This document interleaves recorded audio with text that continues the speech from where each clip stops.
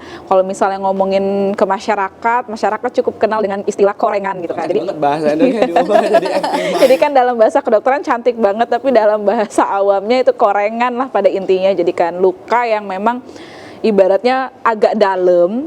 Jadi luka itu bentuk suatu ulkus nih, kalau kita bilangnya ulkus ya. Jadi luka borok lah, agak borok yang dalam. Terus dia punya punch out, maksudnya kayak luka yang ada kayak donat nih, donat di tengah-tengahnya itu dia ibaratnya buka buat bolongan gitu.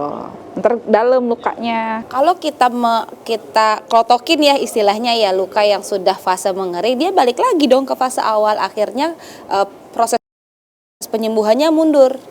Bisa jadi makin parah karena saat kita bikin perlukaan baru, bisa jadi lukanya bisa jadi melebar, atau di kuku kita kan juga ada kuman bakteri. Bakterinya bertambah lagi, infeksinya semakin meluas, bisa nanti jadi namanya infeksi sekunder. Dan memang ada fase infeksiusnya. Jadi kalau misalnya dia lagi bernanah, itu kan nanahnya itu tuh banyak bawa kuman tuh.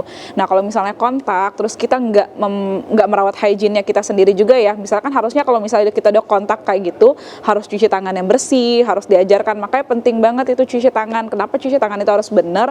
Karena kita menghindari nih kuman itu masuk ke kitanya. Apalagi kalau misalnya ada luka yang ibaratnya ada, entah itu cuma sekedar goresan, tapi itu kan sebagai tempat mediatornya ya untuk si kuman itu bisa masuk. Penularannya itu memang tidak seperti yang flu atau penyakit virus yang terpapar sedikit langsung kena begitu ya. Sangat erat kalau yang namanya penyakit kulit terutama akibat bakteri itu adalah ke hygiene. Begitu, bukan berarti kalau sekedar deket nih kayak kita sekarang jaraknya langsung nular begitu, enggak. Perlu kontak erat, kemudian perlu hygiene yang buruk. Setelah itu, setelah berkontak dengan nanah atau pus kita bilangnya di medis ya, tidak dibersihkan, kemudian kebetulan di kulit kita ada jaringan yang terbuka, itu meningkatkan resiko untuk tertular.